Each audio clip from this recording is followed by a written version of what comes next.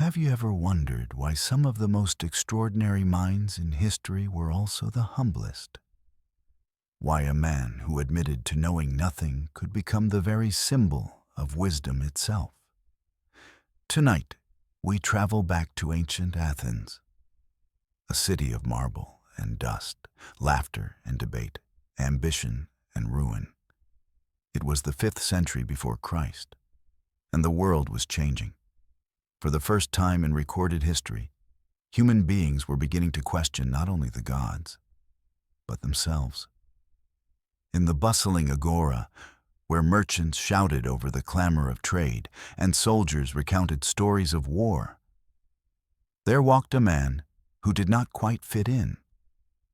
Barefoot, dressed in simple robes, his face marked by years of thought and laughter, Socrates wandered from person to person, asking questions that seemed harmless, and yet, somehow, unsettling. "Tell me," he might begin, "what is justice?" A politician, confident in his own eloquence, might answer, "Justice is giving each man what he deserves." And Socrates would tilt his head slightly. "And how do we know what each man deserves?" There would be silence, and the conversation, or the unraveling, would begin. To understand Socrates, we must first understand his world. Athens, at that time, was at the height of its power. Its democracy was a dazzling experiment. Every citizen could speak, vote, and shape the laws.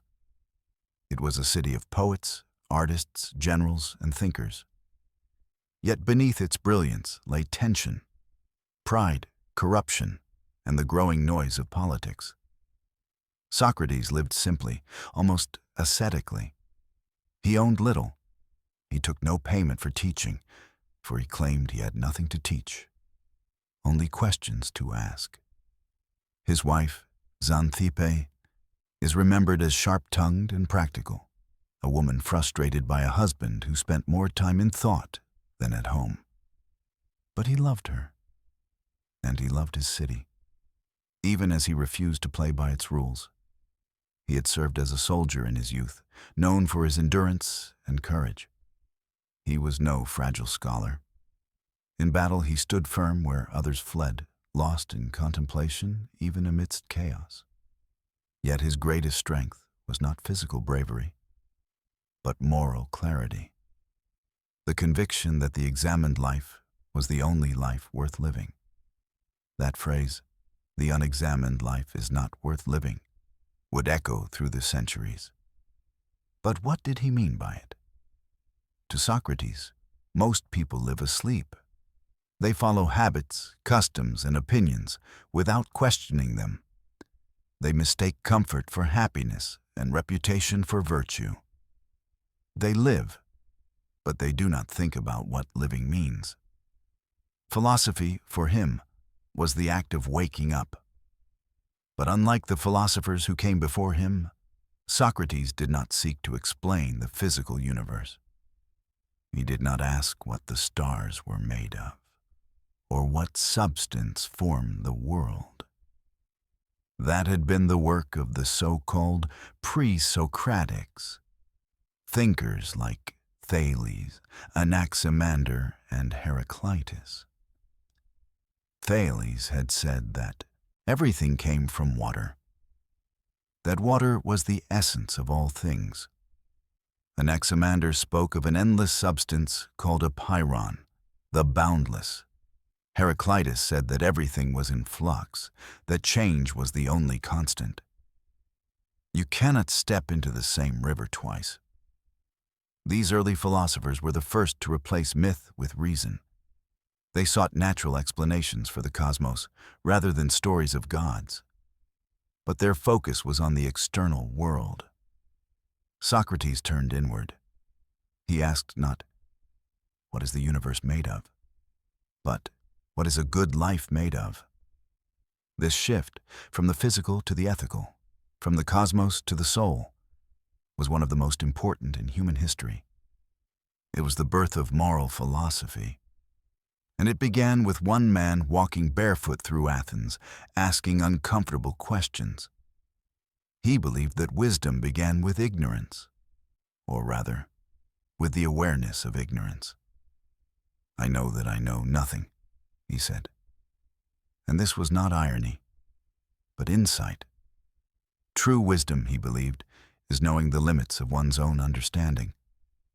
Because only when you admit what you do not know can you begin to learn. This humility was radical. In a city where orators strutted in the assembly and poets claimed divine inspiration, Socrates' confession of ignorance was both disarming and powerful. It made him a kind of mirror. Those who spoke with him saw their own confusion reflected back. His method was simple but profound. Today, we call it the Socratic method, a way of teaching not by telling, but by asking.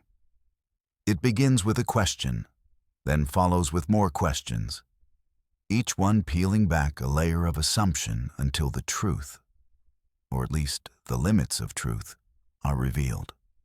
This process, elenkos, the Greek word for refutation, was less about argument and more about awakening.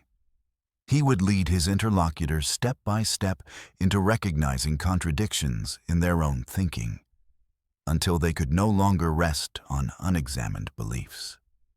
Some found this liberating, others found it infuriating. The playwright Aristophanes mocked him in the clouds, portraying him as a foolish sophist who taught young men to twist logic and disrespect the gods. But Socrates despised sophistry. The sophists, traveling teachers who charged for lessons in persuasion, taught people how to win arguments, not how to find truth. Socrates did the opposite. He taught how to lose an argument gracefully, because losing to the truth was the highest victory of all. He compared himself to a midwife. Just as a midwife helps a mother give birth to a child, he said, he helped souls give birth to understanding. The truth was already within them. His task was only to help it emerge. There was something deeply spiritual in this. For Socrates, seeking wisdom was a form of worship. The human soul, he believed, was divine in origin, and philosophy was the way to care for that soul. He spoke often of his daemonion, a kind of inner voice or divine sign that warned him when he was about to make a mistake. It never told him what to do, only what not to do. For him, it was evidence that there was something sacred within reason, that conscience itself was a whisper from the divine. This union of reason and spirituality made him both fascinating and controversial. To some, he was a saint of logic. To others, a dangerous skeptic undermining the gods. But Socrates did not see reason as the enemy of faith. He saw it as its highest form. To seek truth through questioning was, in his eyes, the greatest act of devotion, for it honored the gods by refusing to accept lies. And yet, his Athens was not ready for such devotion. The city that had once celebrated open inquiry was changing. The Peloponnesian War had left deep scars, political instability, resentment, and fear. When people are afraid, they do not want questions. They want certainty. And Socrates was anything but certain. Still, he continued, day after day, in the marketplace and the gymnasiums, speaking to anyone who would listen, rich or poor, citizen or foreigner, young or old. He taught through dialogue, not lecture. And his calmness, his ironic wit, his refusal to be angry, these made him both loved and loathed. His students adored him. They felt that he saw into their souls, that he cared not about status, but about truth. One of them, a young man named Plato, would later write that speaking with Socrates felt like being struck by a divine fever, a mix of confusion, shame, and joy. But the elders of Athens were less amused. They saw their sons spending time with this strange philosopher who questioned authority, mocked hypocrisy, and made even the proudest men admit their ignorance. In a city wounded by war and eager for stability, this was dangerous. And so, slowly, the seed of his destruction was planted, not by malice, but by misunderstanding. To the youth of Athens, Socrates was more than a teacher. He was a mystery, a man who claimed no wisdom, owned nothing, and yet seemed to possess an inner peace that even the richest men of the city could not buy. He was unlike the politicians who shouted of justice while chasing power, or the poets who spoke of beauty but lived in vanity. Socrates spoke softly, with humor, often smiling as he asked a question that would quietly dismantle an entire worldview. His students followed him through the crowded streets and open courtyards. They would find him standing beneath the olive trees of the gymnasium, lost in conversation or motionless for hours, deep in thought. As if he were listening to something only he could hear, he would ask them about courage. "Tell me," he'd say, "what is it to be brave?" One would answer, "To fight in battle without fear." And Socrates would nod. But can a man fight without fear for the wrong cause and still be brave? The students would pause. The air around them would grow quiet. This was how he taught, not through answers, but through doubt. He wanted them to see that most people live by words they have never examined. Justice, love, courage, goodness. These words sound noble, but few truly know what they mean. And if we do not know what goodness is, how can we ever live well?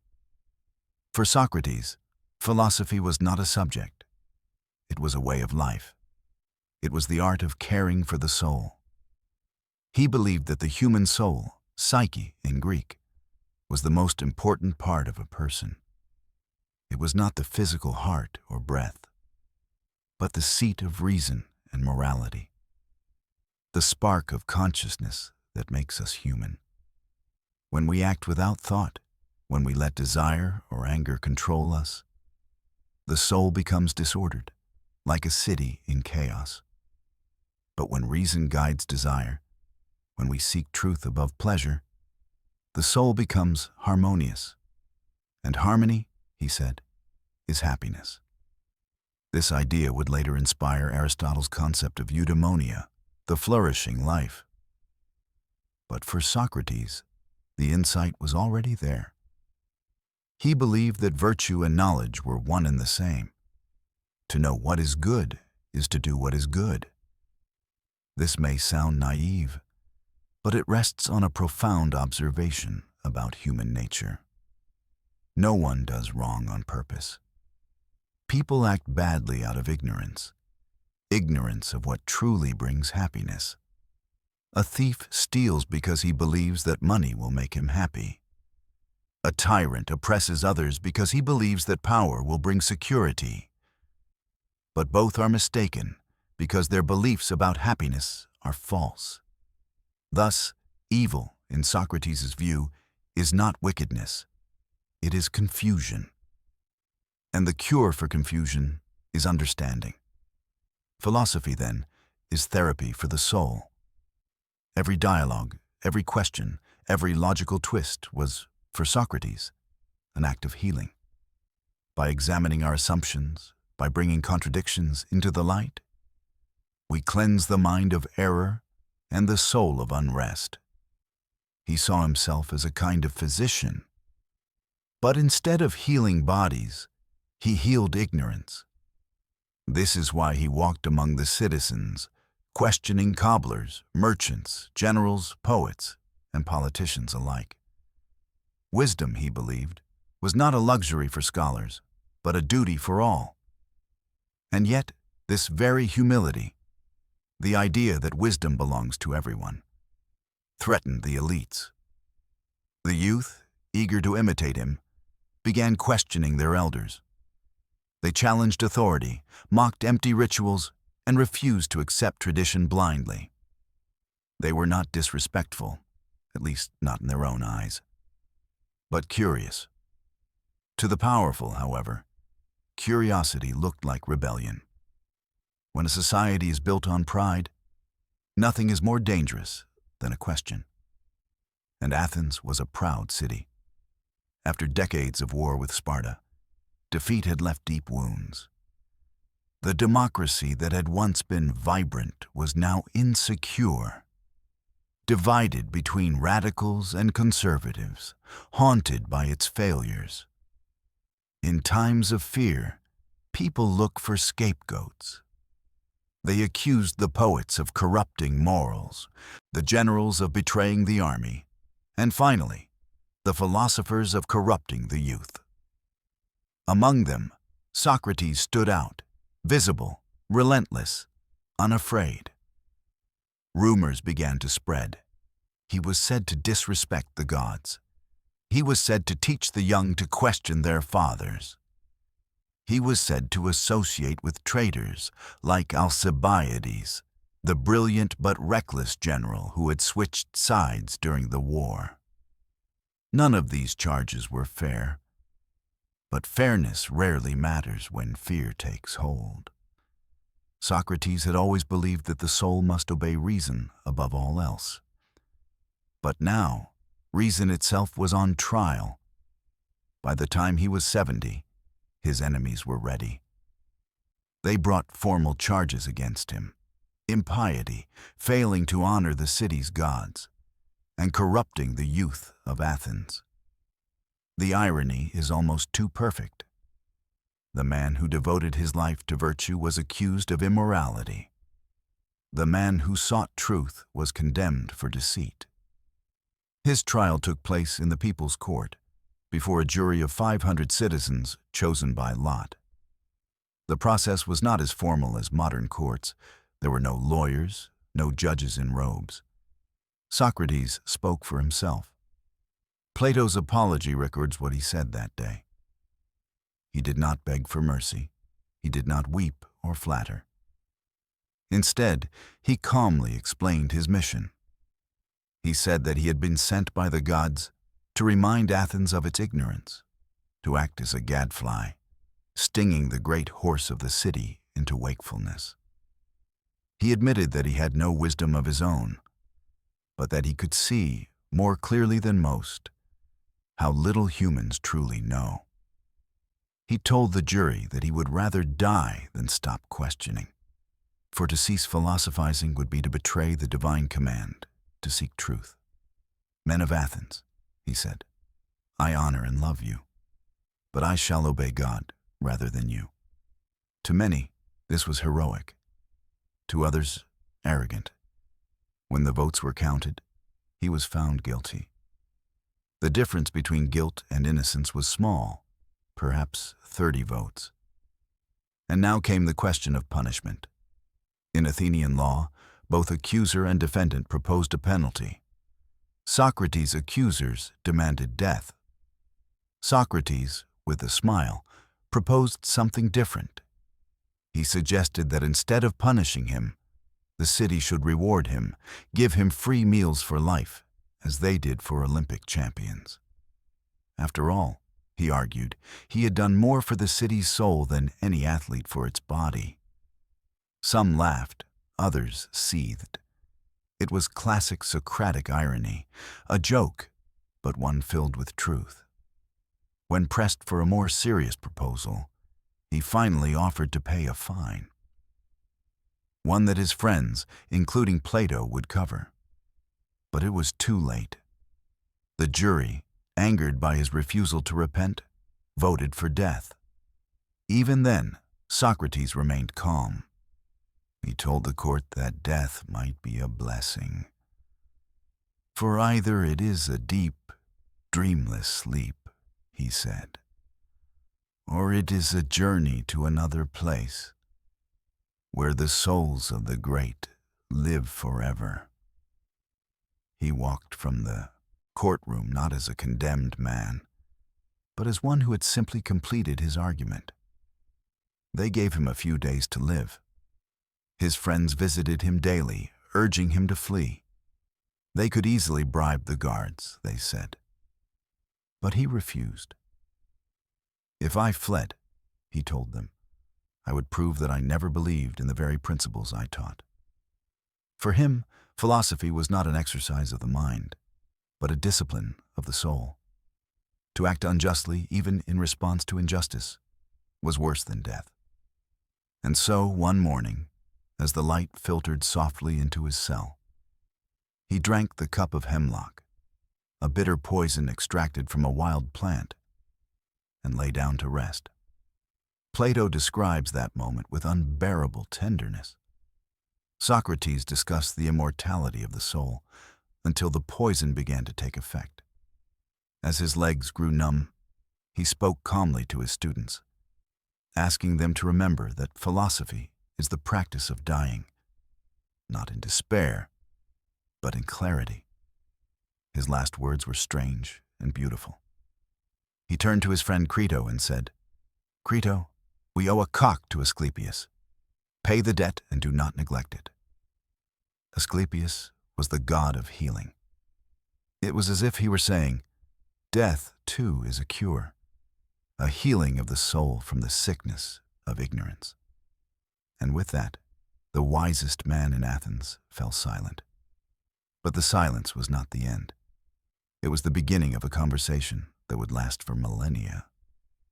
When Socrates died, it seemed for a moment that philosophy itself had died with him. His students were stunned, their faith in Athens shattered. The trial had been more than the condemnation of a man. It was the city's judgment of reason itself. But even as the poison took his body, his words had already escaped into eternity. They lived on, carried by the minds he had awakened.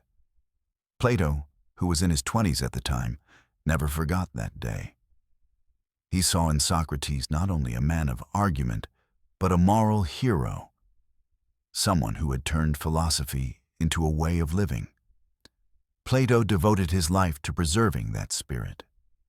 He wrote dialogues, not treatises, not lectures, but living conversations in which Socrates walks, questions, jokes, and philosophizes as if still alive. Through Plato's pen, the man became immortal. In these dialogues, Socrates continues to ask questions that never grow old. What is justice? What is love? What is truth? The answers are never fixed. And that is precisely the point. The reader becomes the student, drawn into the same gentle storm of questioning that once filled the Athenian air. But Plato did more than preserve his teacher's words.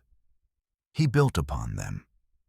He transformed Socratic questioning into a vast philosophical system, one that sought not only to examine virtue, but to define the nature of reality itself. Plato believed that the world we see with our senses is not the ultimate reality. It is a world of change, decay, and imperfection. Behind it, he said, lies a higher, invisible world, the world of forms or ideas, pure, eternal patterns of which everything in our world is just a shadow. When you see a beautiful painting, you are not seeing beauty itself, but a reflection of the ideal of beauty. When you act justly, you are not inventing justice, but participating in its eternal form. To know truth, then, is to remember what the soul already knows. For the soul, in Plato's view, existed before birth and will live after death. This is how Socratic philosophy became metaphysics.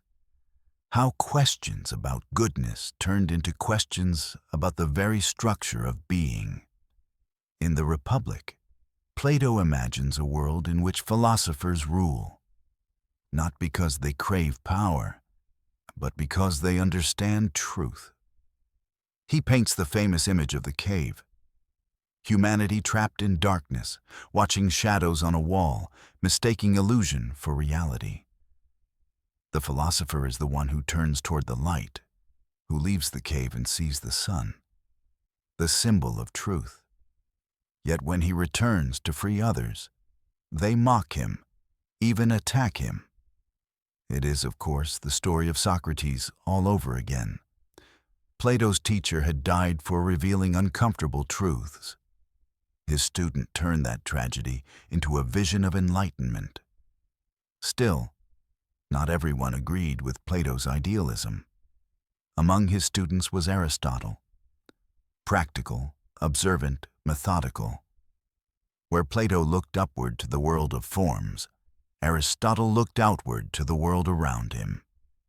He believed that truth was not beyond experience, but within it. That by studying nature, society, and human behavior, we could find the patterns that give life meaning. For Aristotle, philosophy was not about escaping the world, but understanding it. He examined logic, biology, politics, poetry, the full range of human inquiry. He sought not perfection, but purpose. Everything, he said, has a telos, a natural goal or end toward which it strives. The acorn seeks to become the oak, the child seeks to become an adult, and the human being seeks to become wise. In this view, virtue is the excellence of a thing performing its function well. A knife's virtue is sharpness. A human's virtue is reason. To live well is to use reason to guide desire, to find the golden mean between excess and deficiency. Courage, for example, lies between cowardice and recklessness. Generosity lies between stinginess and waste. In every aspect of life, balance is the mark of wisdom. Aristotle admired his teacher Plato, but he never forgot Socrates, the man who turned philosophy into a way of living. He too believed that knowledge was not enough. It had to shape the soul. The highest happiness, he said, was not pleasure, nor wealth, nor fame, but eudaimonia, flourishing, the serene joy of a life lived in accordance with virtue. Through Plato and Aristotle, the Socratic spirit spread across the ancient world. Philosophy left the Athenian streets and entered the academies, the Lyceum, the Stoas. But it did not lose its heart. The Stoics, for example, took Socrates' calmness in the face of death as their model. They believed that peace comes not from controlling events, but from mastering one's response to them. The universe, they said, follows divine reason, logos, and wisdom lies in aligning the soul with that order. When Marcus Aurelius, the philosopher-emperor of Rome, wrote his Meditations centuries later, he echoed Socrates' serenity. "You have power over your mind," he wrote, "not outside events. Realize this, and you will find strength." Socrates had said something similar long before, that no one can harm a good man, for the soul is untouched by injustice. The Epicureans, meanwhile, drew from his humility the idea that happiness lies not in wealth or fame, but in simplicity and friendship. Even the skeptics inherited his doubt, his insistence that recognizing what we do not know is the first step toward peace. And so, even as the centuries changed, the Socratic way endured. Not as a doctrine, but as a rhythm of thought, a balance between reason and humility. It crossed from Greece into Rome, and from Rome into the early Christian world.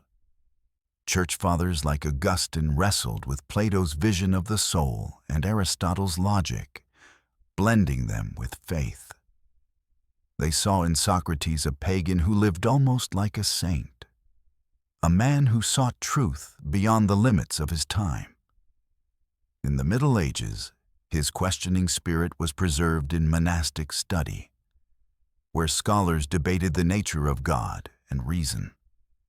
Later, in the Islamic Golden Age, philosophers like Al-Farabi and Avicenna translated and expanded upon the works of Plato and Aristotle, keeping Socratic inquiry alive while Europe slept in feudal darkness.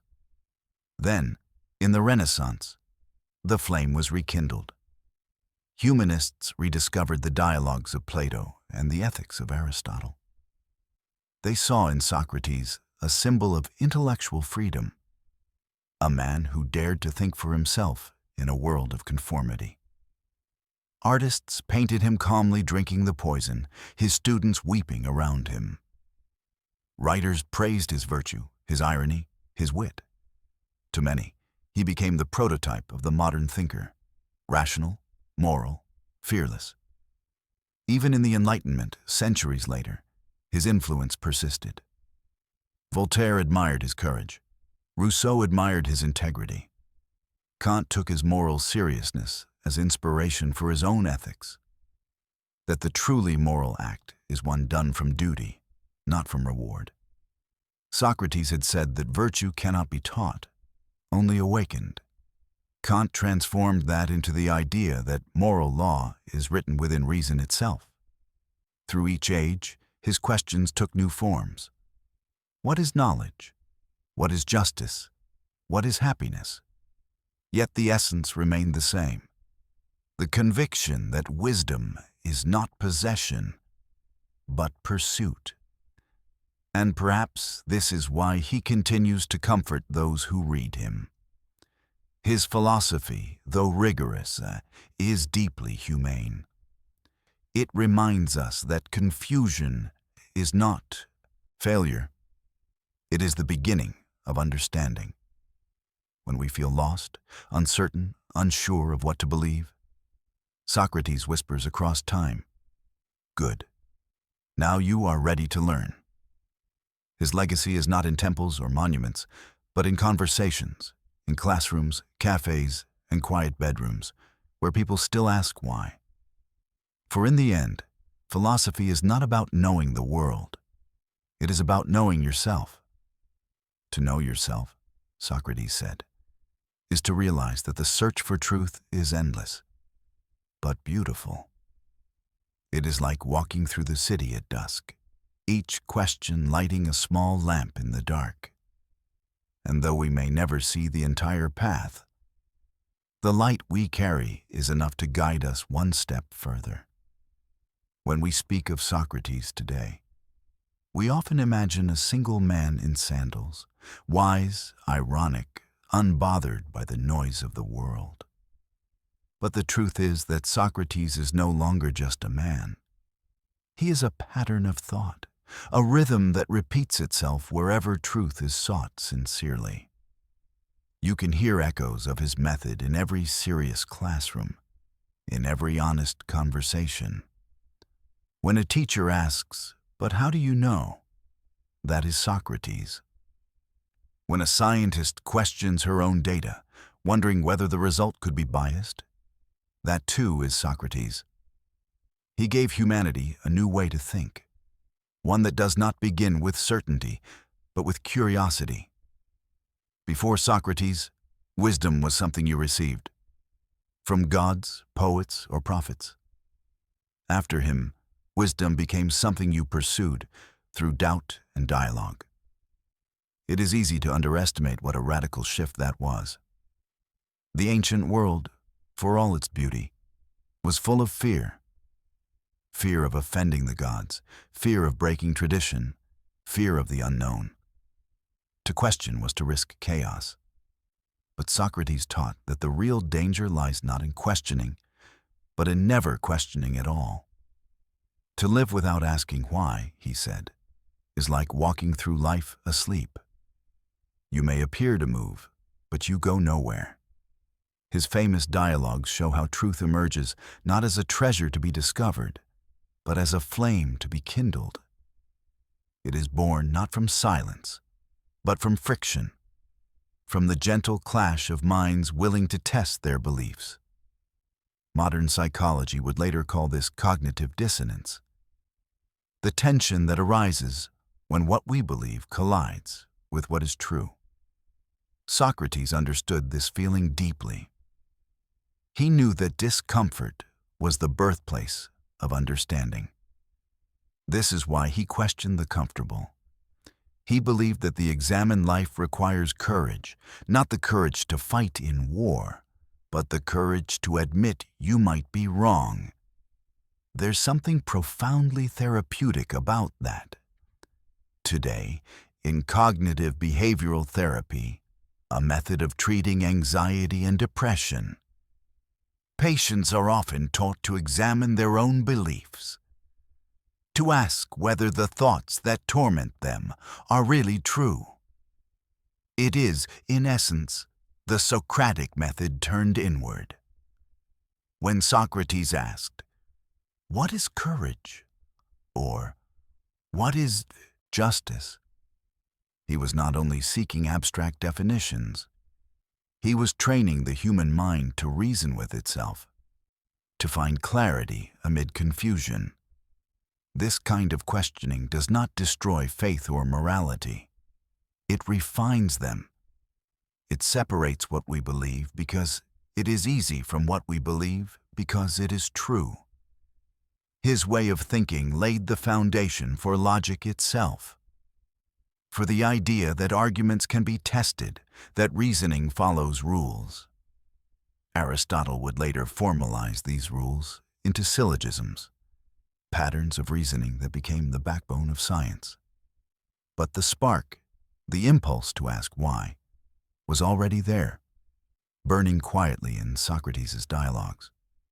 He showed that reason and ethics are not separate paths, but one and the same.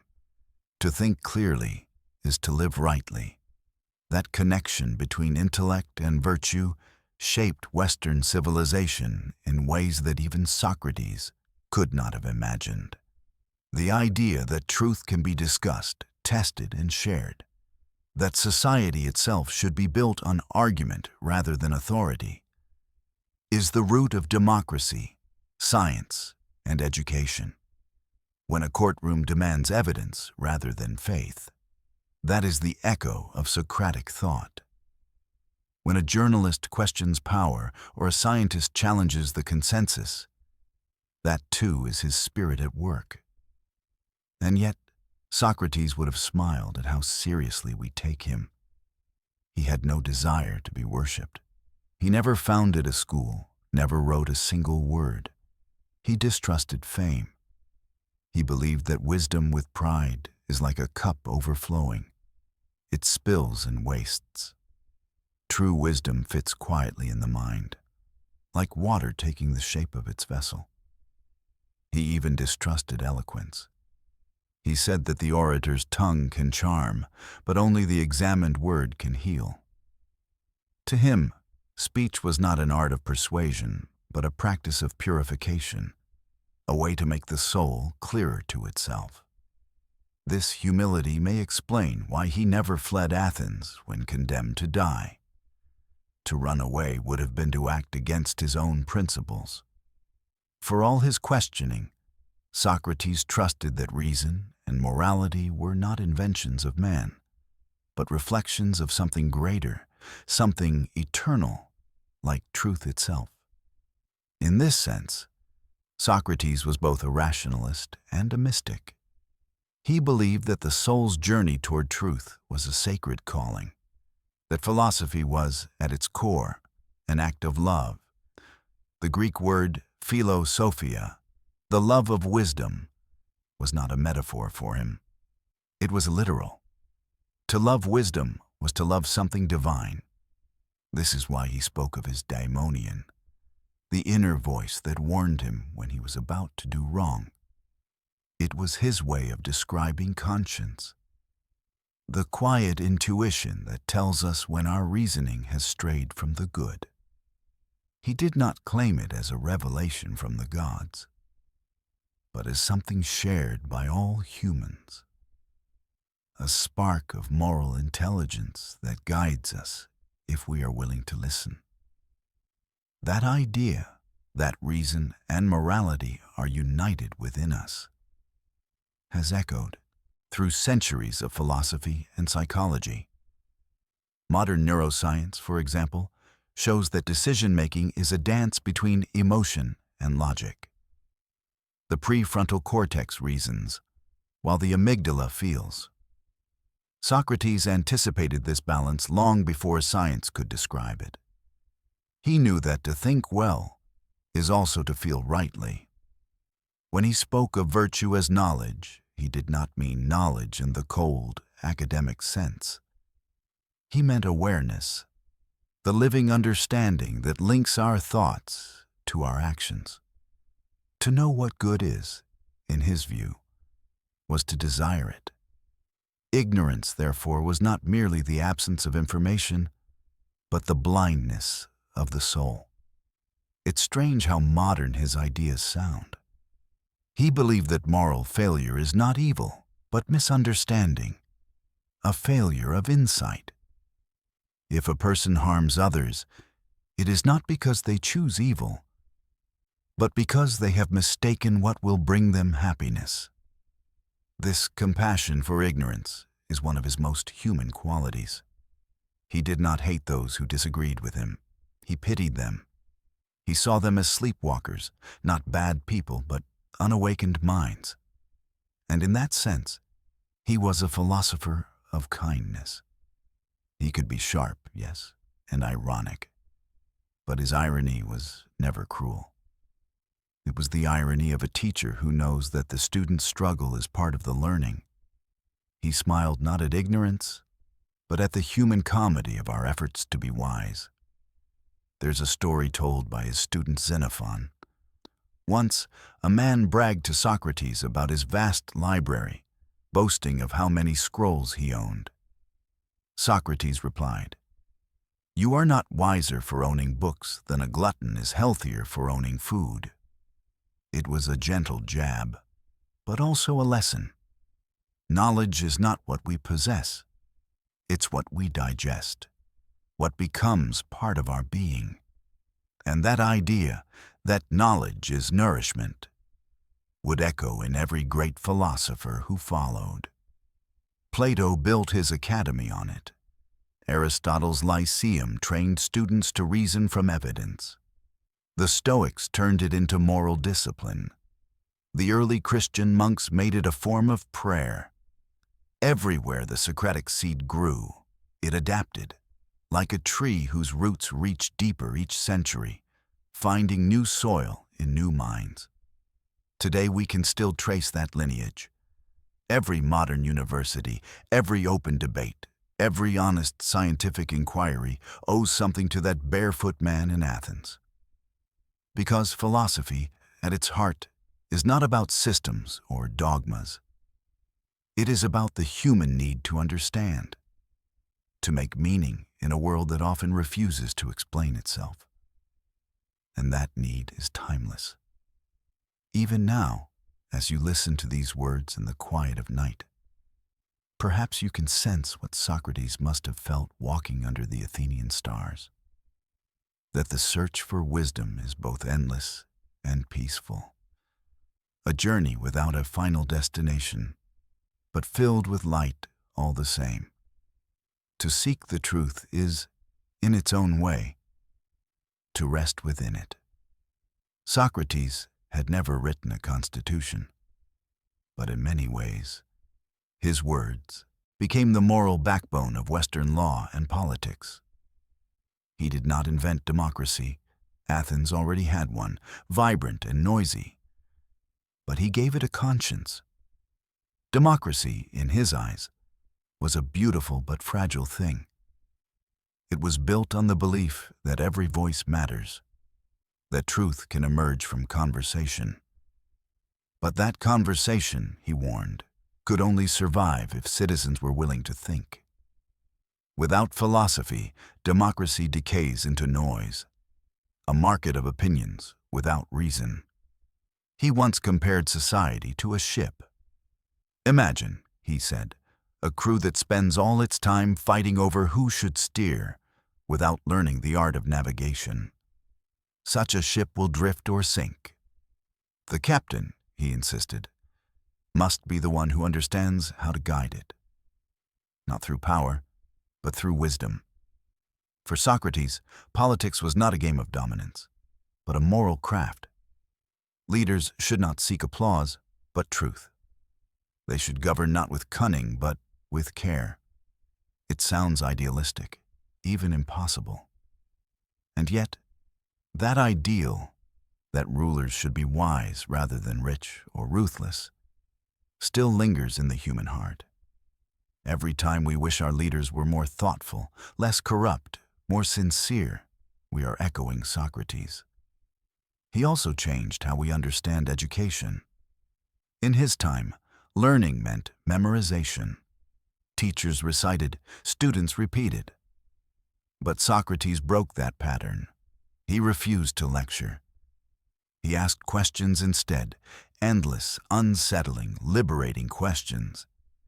He believed that true knowledge cannot be poured into the mind like water into a jar. It must be born from within. He once said that teaching is like midwifery. The teacher helps the soul give birth to its own understanding. In modern terms, this is active learning. Every good teacher today, every mentor who asks, "What do you think?" instead of saying, "Here's the answer," is walking in Socrates' footsteps. His method, the elenchus, became the foundation of logic, rhetoric, and even modern science. Scientists, after all, do what Socrates did. They form a hypothesis, test it, question it, and refine it until only truth remains.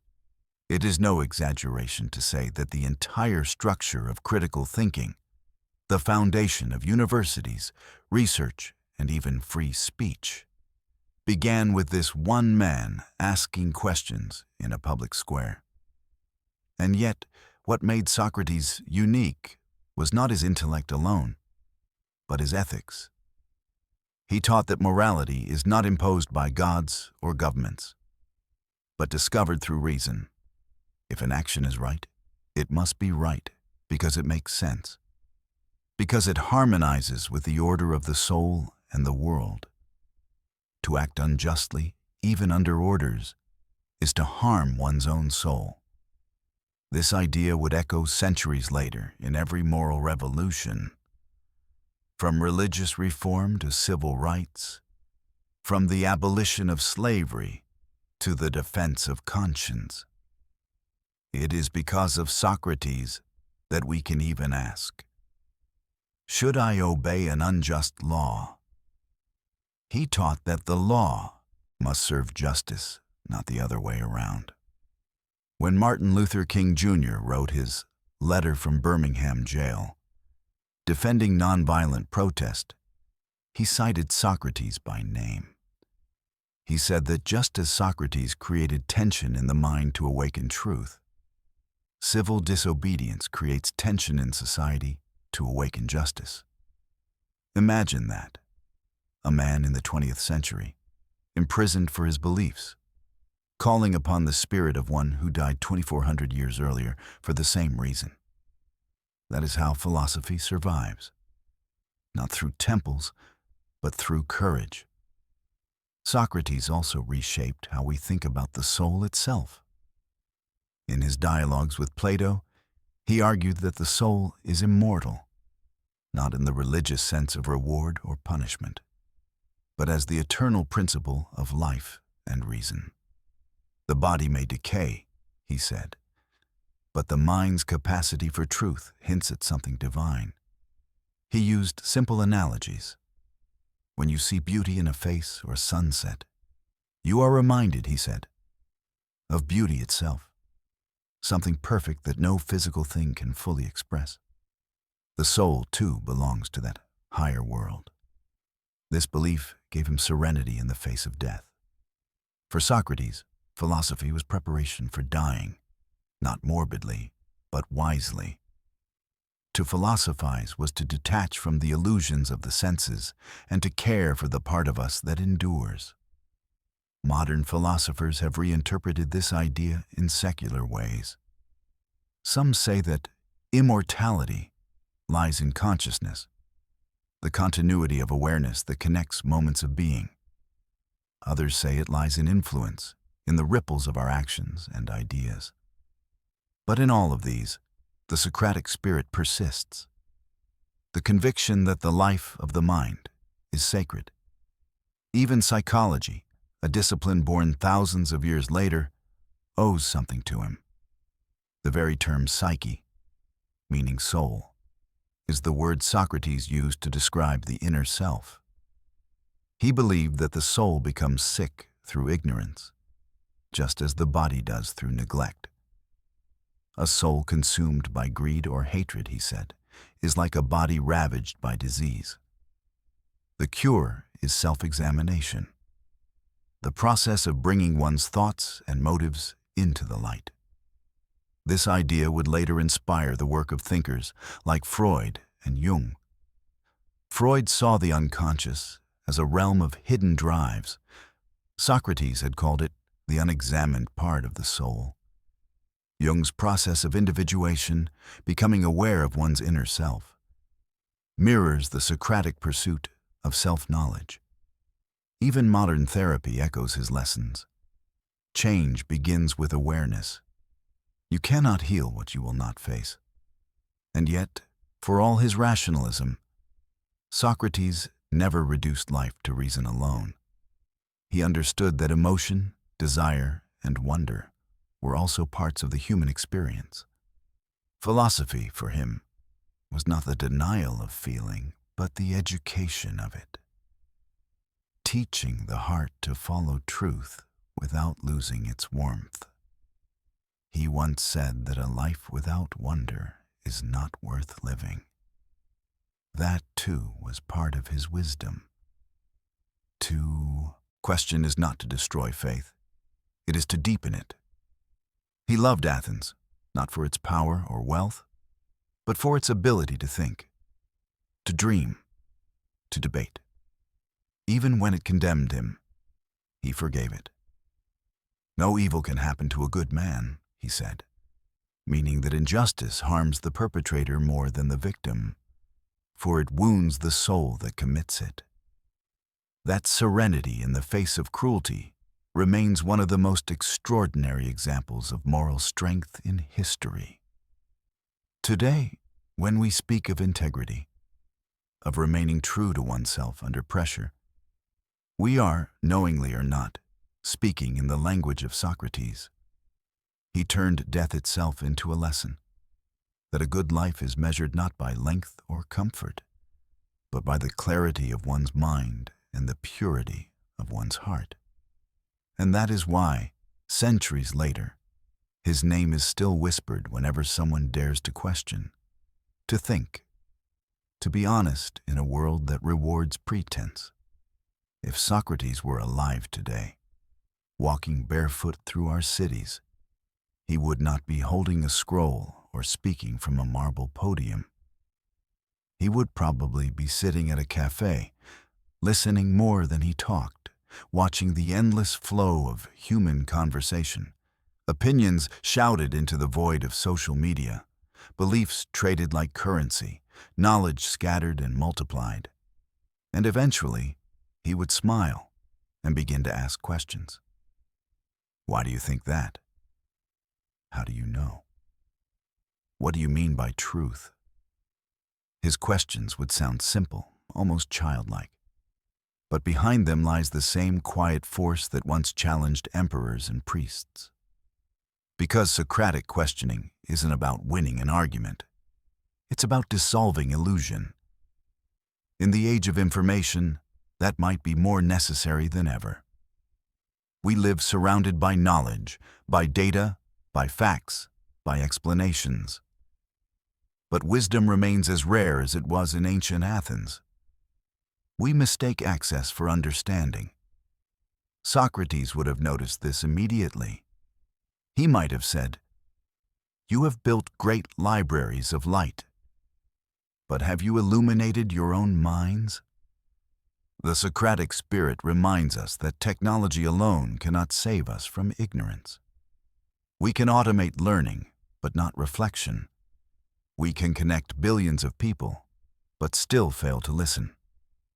The essence of his philosophy, humility before truth, has never been more urgent. Because in a world that rewards certainty, it takes courage to say, "I might be wrong." That humility, Socrates taught, is the beginning of all knowledge. And yet, humility doesn't mean weakness. It means strength without arrogance, wisdom without pride. It means daring to be honest with yourself when the world prefers performance. This idea lies at the heart of modern science. Every experiment begins with doubt. Every discovery is built upon the willingness to question what was once considered true. "I know that I know nothing" is not a confession of ignorance. It is a declaration of freedom. To admit what we do not know is to open the door to discovery. In classrooms across the world, teachers unknowingly practice his method. When they guide students through discussion instead of dictation, when they let a silence linger so a thought can form, they are continuing a lineage that began 2.5 millennia ago. And when students debate ideas instead of memorizing them, when they learn to argue respectfully, to support claims with reason instead of anger, that too is the Socratic classroom. Even the scientific community, with its peer review, its constant testing and self-correction, operates like an enormous Socratic dialogue. Hypotheses are proposed, challenged, refined, not to prove who is right, but to approach the truth together. This is the beautiful paradox of the Socratic mind. It finds certainty only through uncertainty. In law and justice, his influence is no less profound. The presumption of innocence, the belief that truth must be examined through reason and evidence rather than force or authority, flows directly from his legacy. He died condemned by mob opinion, and so the world learned to guard against that mistake. When a lawyer cross-examines a witness, they are practicing the art of the Socratic question. They separate assumption from fact, prejudice from proof. And when a judge explains that justice must be grounded in reason rather than vengeance, that too is the echo of Socratic ethics. That the good must never be pursued through evil means. Socrates also lives in the heart of modern ethics. In hospitals, doctors face moral choices every day. When to tell a patient the truth, how to weigh suffering against survival. These questions are not answered by rules alone, but by the same kind of reflection Socrates encouraged. What is the good? What does it mean to do no harm? Even in psychology and personal growth, his influence quietly endures. Every time someone sits in therapy and begins to explore their beliefs, why do I feel this way? What am I afraid of? They are engaging in a modern version of the Socratic dialogue. The therapist, like Socrates, does not impose answers but helps the patient discover them. Cognitive behavioral therapy, perhaps the most widely used psychological treatment today, was directly inspired by Socratic reasoning. Therapists guide patients through a process of questioning their assumptions, identifying thoughts that cause suffering, and testing them against reality. In that sense, Socrates' search for truth has become a tool for healing minds. But perhaps his deepest influence is moral, not intellectual. In an age obsessed with speed and efficiency, Socrates reminds us that reflection takes time. Wisdom grows slowly like an old olive tree. Its roots deep, its branches patient.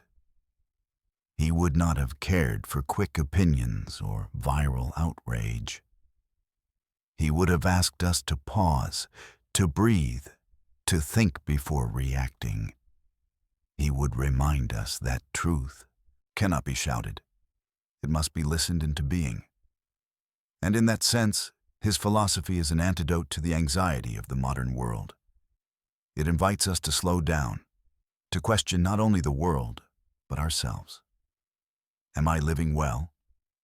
Am I being honest with others and with myself? What does it mean to be good? These are not questions that technology can answer. They belong to the stillness of the soul. Even in politics, his shadow stretches long. Democracies everywhere depend on informed citizens who can think critically and argue respectfully. Without that, reason collapses into rhetoric, and freedom becomes noise. When people listen only to those who already agree with them, they stop learning. Socrates would have seen this as a tragedy, the death of dialogue.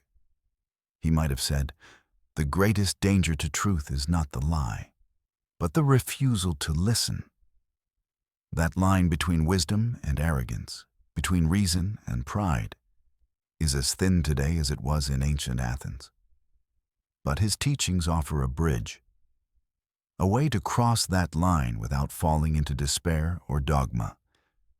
He would remind us that philosophy is not about being right, but about being real. And perhaps that is the essence of his timelessness. He did not build temples to worship the truth. He built conversations to discover it. Even now, his spirit lingers in every mind, willing to wonder. Every time you pause before answering, every time you say, "Let me think about that," you are carrying forward the same flame that once flickered in the Athenian twilight. It burns quietly, not as a torch that blinds, but as a candle that comforts. A light meant not to dazzle, but to guide. It is easy to think of Socrates as only a man of reason, a logician, a questioner, a thinker who lived entirely in the light of the intellect. But reason for him was not cold. It was sacred. He spoke often of his daimonion, that quiet inner voice that guided him, that warned him when he was about to take a wrong step. To modern ears, it might sound mystical, even strange. But Socrates described it not as a god speaking from above, but as something within him, an inner whisper of a conscience. He never claimed divine visions or prophetic power. His daimonion did not tell him what to do, only what not to do. He said it would hold him back from injustice, from cruelty, from vanity. And so, even in his skepticism toward traditional religion, Socrates opened the door to a new kind of spirituality, one that begins inside the human soul. He taught that every person carries within them a moral compass, a divine spark of reason. To ignore it is to betray yourself.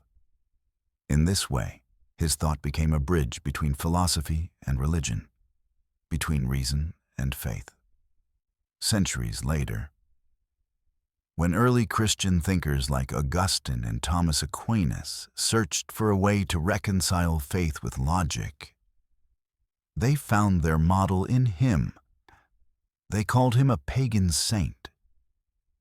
Augustine, in particular, saw Socrates as the man who sought the divine through understanding, who purified his soul through questioning rather than ritual. Even though Socrates lived before Christianity, many have felt his spirit in its ethics. The call to examine the heart, to confess ignorance, to live by conscience rather than conformity. The early church fathers admired his courage in death. He drank the hemlock calmly, believing that the soul could not be harmed by injustice. For them, this serenity resembled martyrdom, the quiet acceptance of suffering for truth. And so Socrates became, unknowingly, one of the first martyrs of reason. But his influence spread far beyond religion. In the East, centuries later, Buddhist philosophers and mystics would also speak of self-knowledge as the path to liberation. The Buddha himself taught that ignorance is the root of suffering, and that awakening begins when one sees reality as it truly is. Socrates would have agreed completely. For him, ignorance was not a moral failure, but a kind of blindness. Enlightenment was simply the act of seeing, not through the eyes, but through the soul. There is something almost meditative in his way of thinking. He never rushed to conclusions. He could sit in silence for hours, lost in thought, exploring an idea inwardly before speaking it aloud. Plato describes such a moment. Once, on the eve of battle, Socrates stood motionless in contemplation, from sunrise to sunrise, deep in meditation, unmoving as soldiers watched in awe. He was not seeking escape, but clarity, the kind of inner stillness that allows the truth to speak for itself. This, too, is philosophy, not the philosophy of words, but of presence. It is remarkable that a man of logic and debate could also embody such calm. He showed that reason and peace are not opposites, but companions. When the mind becomes still enough, its questions turn into insight. The Stoic philosophers who followed him understood this well. They took Socrates' moral courage and turned it into a way of life. For them, as for him, the greatest freedom was inner freedom, the power to remain calm when everything else collapses. Seneca, a Roman Stoic, would later write, "The wise man is unshaken by fortune." Epictetus, a slave turned philosopher, built his entire teaching around Socratic principles. That no one can harm your soul without your consent. That your peace depends not on events, but on judgment. Marcus Aurelius, Emperor of Rome, wrote in his diary, "What is good for the hive is good for the bee," echoing Socrates' idea that justice and harmony exist only when each person acts according to reason and virtue. In this way, Socrates became a model not only for philosophers, but for rulers, monks, and mystics. His calm before death inspired generations of thinkers to find courage in truth rather than fear in ignorance. Even modern mysticism owes him a debt. When spiritual teachers speak of listening to the inner voice or knowing yourself as the first step to wisdom, they are repeating the Socratic creed. Know thyself. Those two words were inscribed at the Temple of Apollo in Delphi, where Socrates often visited. But for him, they were not a command from the gods. They were an invitation to look inward. To know yourself, he said, is to understand your limits and your longing, your weakness and your wonder. It is to accept that within you lies both confusion and clarity, shadow and light. And that philosophy is not about eliminating the dark, but learning to walk through it. In this sense, Socrates was the first philosopher of the heart. He did not seek power over nature, but harmony within it. He did not try to conquer the world, but to make peace with it. His wisdom reminds us that there is a kind of peace that does not depend on circumstances, a serenity that grows from alignment between thought and action, between mind and soul. When he said, "No evil can happen to a good man," he did not mean that pain would vanish. He meant that integrity is invincible. If your actions follow your understanding, if your soul is whole, then no injustice can touch the core of who you are.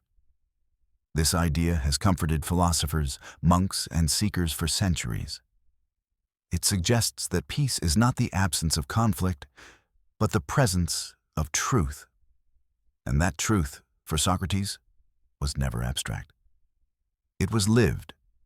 It was tested each day, in conversation, in kindness, in courage. His philosophy was not written in books, but in behavior. It is said that when Socrates was insulted, he would simply smile. When mocked for his plain clothes, he would joke that fine garments never made a man's soul better. When asked why he never left Athens, even when his life was in danger, he replied, "Because virtue does not depend on geography." He believed that the true battlefield of philosophy is not the academy or the court. It is the heart. To be honest in a dishonest world, to remain kind when others are cruel, to question your own certainty. That is the real courage. And that courage, gentle and quiet, is why his name still lives. Because Socratic wisdom is not a system to memorize, it is a way of being. It is the practice of asking, always, how to live in truth without losing compassion. The trial of Socrates is one of the most haunting moments in the story of human thought. It took place in 399 BCE, in the city that called itself the Cradle of Reason. Athens, the shining democracy, the land of poets, of sculptors, of free men, gathered to judge the man who had taught them how to think. The charges against him were simple but vague: corrupting the youth and impiety, disbelief in the gods of the city. But beneath those words hid something deeper: fear. Socrates had become a mirror, and many did not like what they saw reflected in him. His questions stripped away pride and illusion. He had shown the politicians that they were not wise, the poets that they did not understand their own art, and the orators that they used words without truth. He had made a city proud of its wisdom realize how little it truly knew. And so Athens, brilliant, restless, insecure, decided to silence him. The trial took place before a jury of 500 citizens. There were no lawyers. Each man spoke for himself. Socrates, now 70 years old, stood calmly before them. He was not defiant, but he refused to flatter. He began by explaining that he had never claimed to be a teacher or a sage. "I am not wise," he said, "except in this, that I know nothing." He told them about the oracle at Delphi, how it had once declared that no one in Athens was wiser than Socrates. Confused, he had set out to test the oracle. He questioned politicians, poets, craftsmen, all those who claimed knowledge. And he found that, though they knew many things, they believed they knew everything. Their ignorance was hidden behind confidence. His, he said, was honest. He did not claim to possess truth, only to seek it. And that, he explained, was his service to Athens, to awaken its citizens, to act as a gadfly to the great horse of the state, stinging it into awareness, keeping it alive through discomfort. It was a dangerous kind of love, to care so deeply for truth that you make others uneasy. When the time came for his accusers to speak, they called him arrogant, subversive, disrespectful. They accused him of turning the youth against tradition, of making them question their elders, their laws, their gods. And Socrates, instead of denying it, smiled. "If that is true," he said, "then perhaps I should be thanked, not punished." He reminded them that questioning is not corruption, it is care. A mind that never questions cannot grow. A city that punishes inquiry punishes its own soul.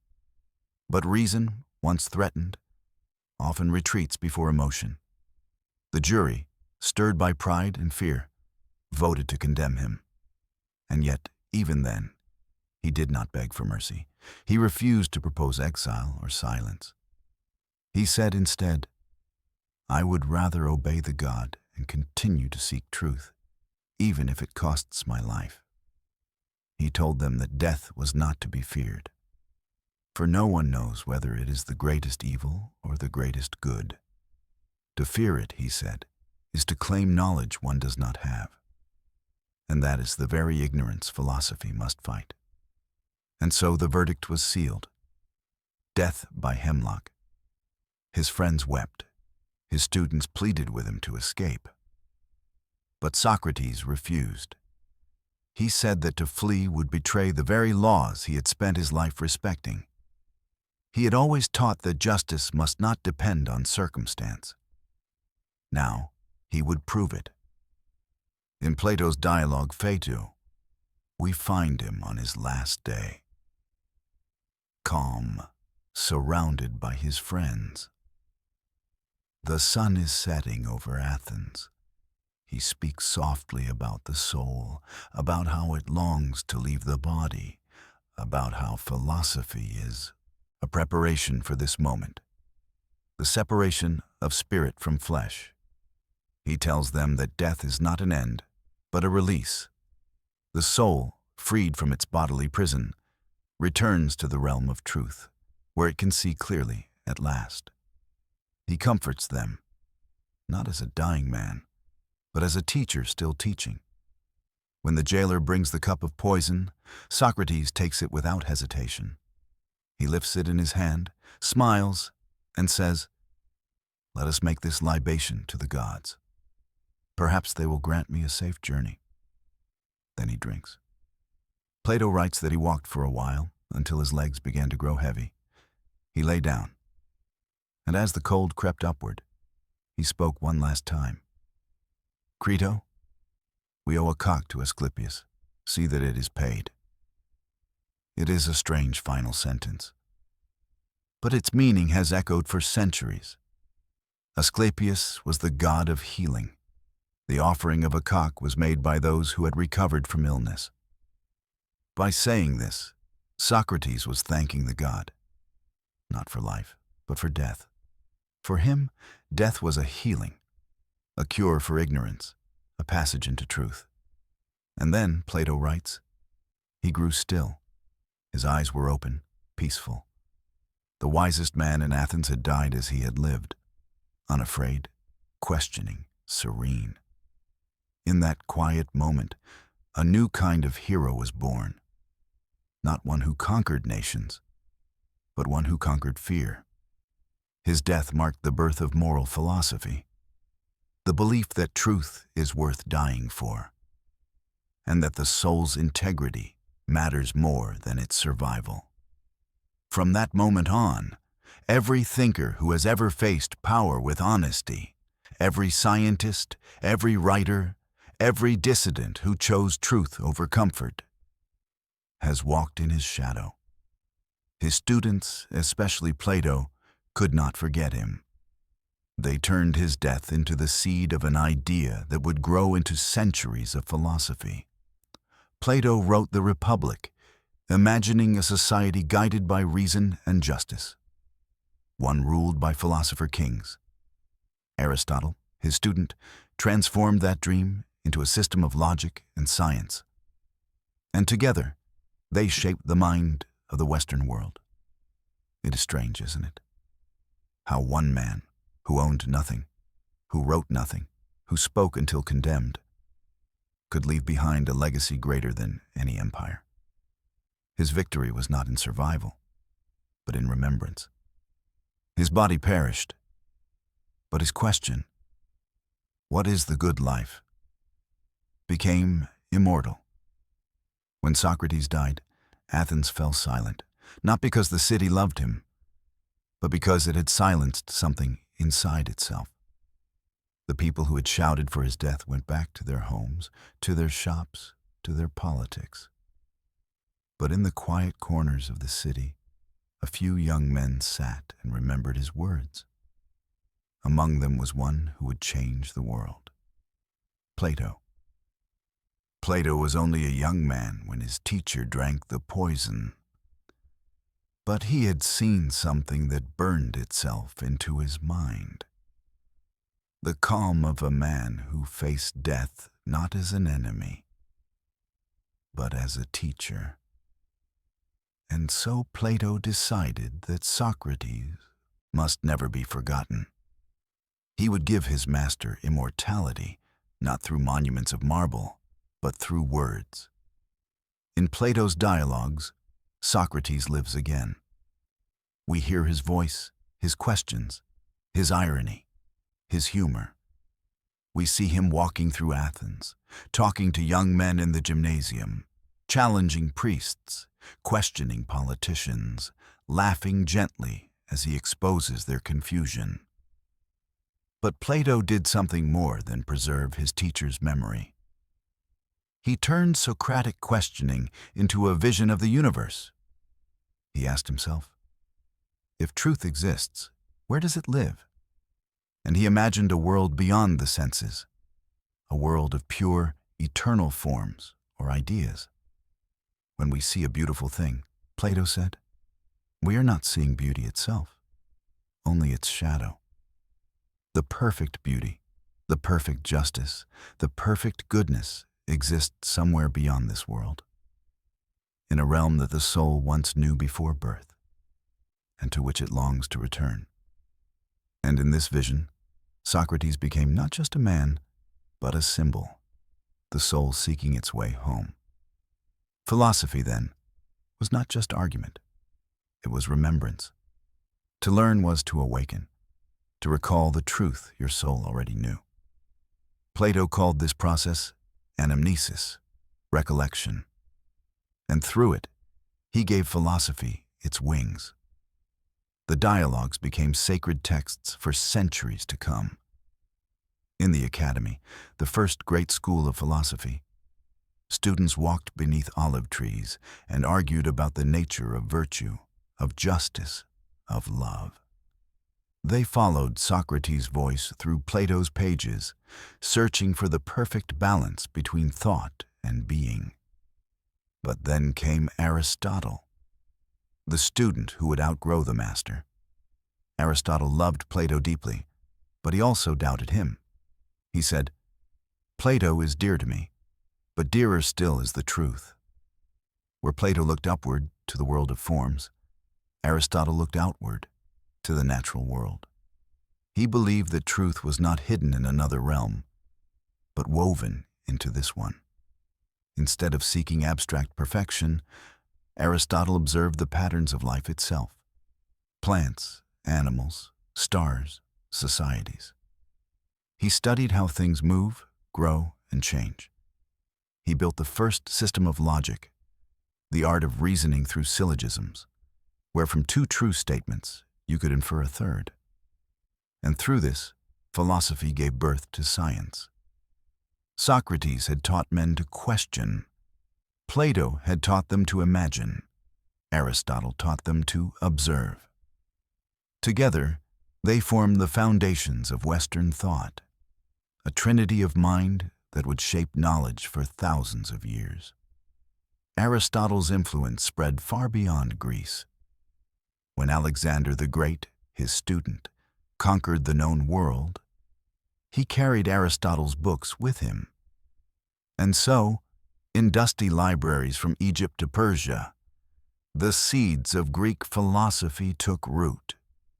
Centuries later, long after Athens had fallen, those seeds bloomed again, not in Greece, but in the libraries of the Islamic Golden Age. In Baghdad, Cairo, and Cordoba, scholars translated the works of Plato and Aristotle into Arabic. Philosophers like Al-Farabi, Avicenna, and Averroes read them with wonder. They saw in the Greeks not pagans, but fellow seekers of truth.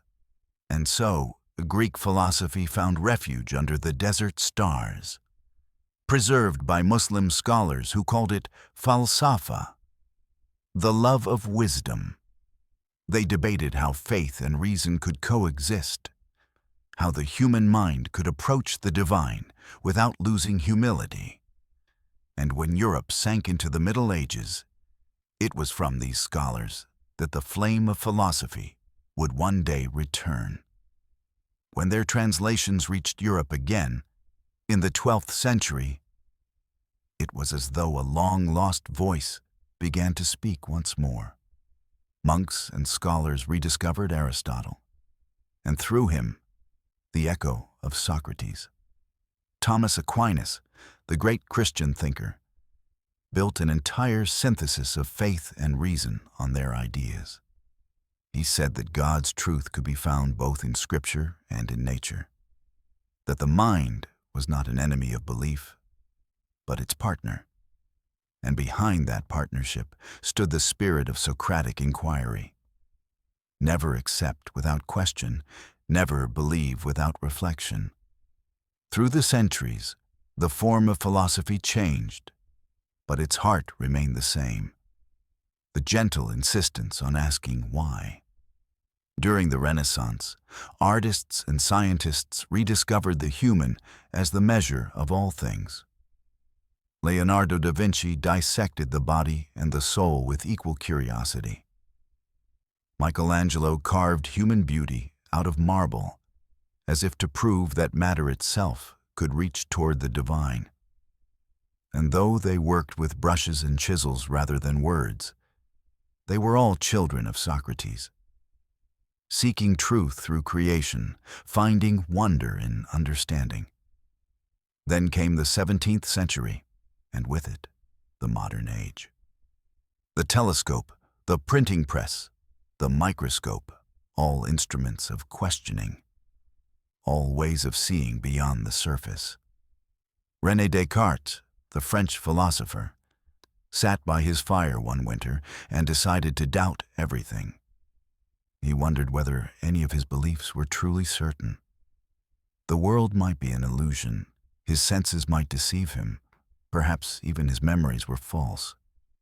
So he stripped everything away, until only one thing remained. I think, therefore I am. It was a moment of pure Socratic insight. To question all things, to doubt all appearances, and yet to find in the act of thinking itself a proof of being. That was the modern echo of, I know that I know nothing. Descartes gave doubt a new dignity. He made it the foundation of certainty.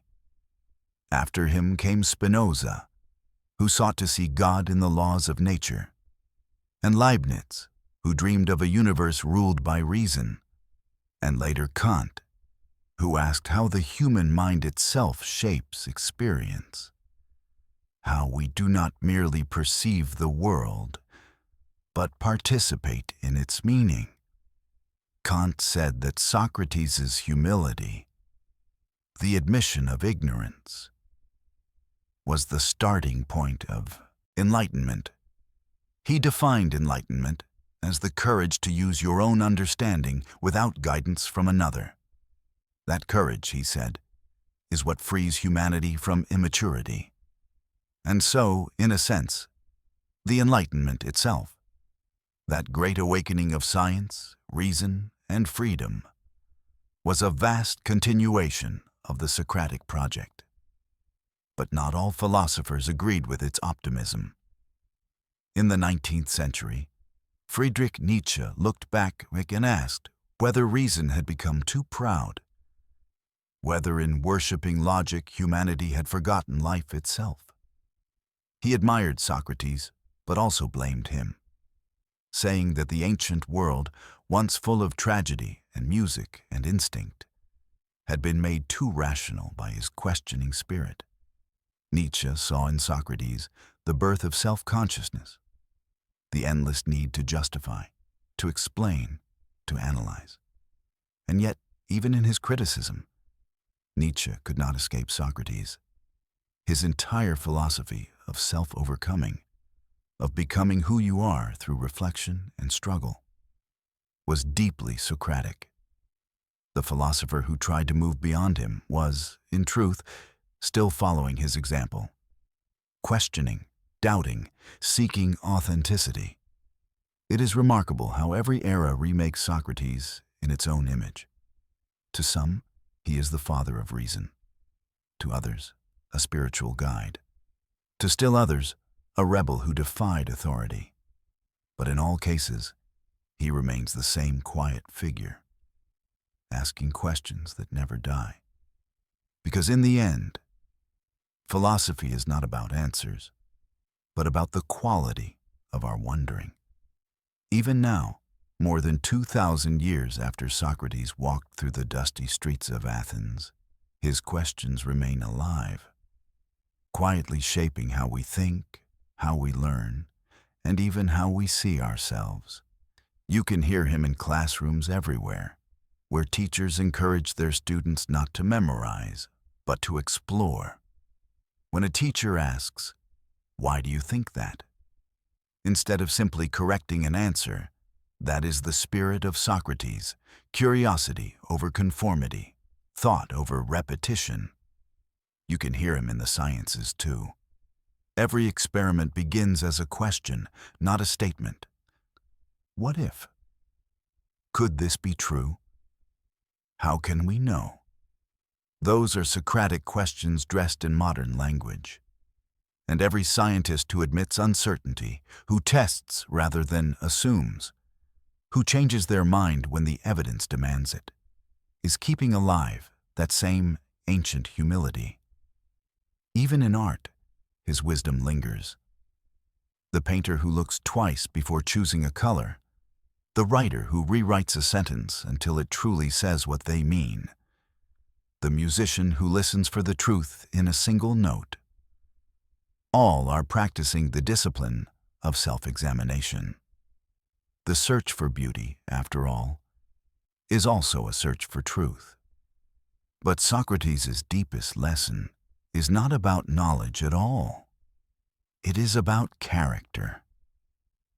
He believed that the good life was not something you find by chance, but something you build through honesty, through questioning, through the courage to look within.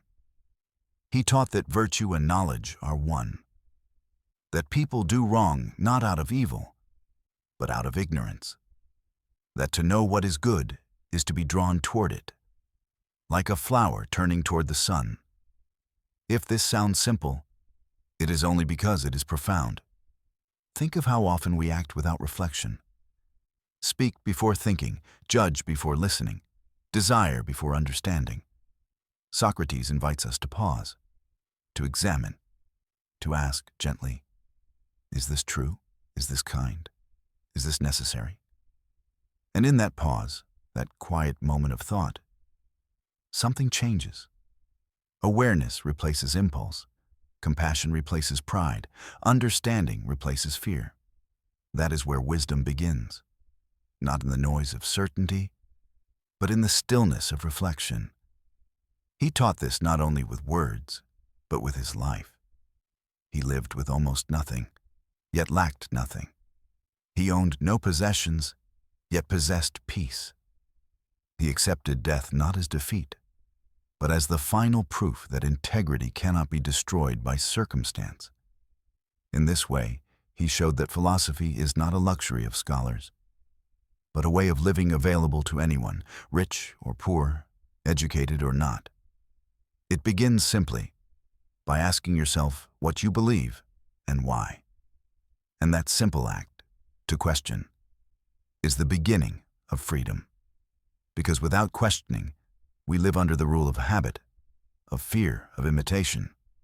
We think what others think, we want what others want. But the moment we stop and look inward, we step into our own mind. That is where Socrates lives. Not in books, not in marble statues, but in that space within you that wonders. Whenever you have faced a difficult choice and asked yourself, what is right? You have walked his path. Whenever you have doubted your own certainty, you have heard his voice. Whenever you have chosen honesty over comfort, you have carried his wisdom. He reminds us that truth is not a possession, but a practice, a habit of thought, a rhythm of humility. In his world, as in ours, people often mistook noise for knowledge and pride for wisdom.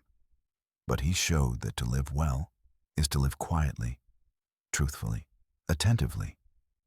Even the act of listening, truly listening, is a form of philosophy. Because to listen is to let go of yourself for a moment, to make room for another truth. In that silence, understanding is born. And perhaps that is why his story still soothes us. It reminds us that wisdom need not be loud or complicated. It can be as simple as breathing, as steady as kindness, as quiet as thought. He was not a prophet or a saint. He was a man full of humor, patience, and courage. And maybe that is why we still love him. He showed us that to be human is not to be perfect, but to be honest about imperfection. He walked barefoot not because he despised comfort, but because he needed nothing to feel free. He faced death not because he sought martyrdom, but because he refused to lie. And through it all, he kept asking questions, the same questions that will never die. What is good? What is justice? What is love? And above all, what does it mean to live a good life? No philosopher has ever answered those questions completely. And perhaps that is the point. The search itself is the answer. Each generation must ask them again, must discover their own meaning. That is how philosophy stays alive, passed not from teacher to student, but from soul to soul. And so, as you lie here listening, drifting toward sleep, you are part of that same lineage. You are the continuation of that ancient conversation that began on a warm Athenian afternoon, when a quiet man stopped in the marketplace and asked someone, "Tell me, my friend, what is wisdom?" His question has reached across millennia, across languages and empires, across the silence of time, and it has found you. And if you listen carefully, you may still hear it, not as a voice from history, but as a whisper within yourself. The whisper that says, keep asking, keep learning, keep wondering. Because to wonder is to be awake, and to be awake is the beginning of wisdom. Good night.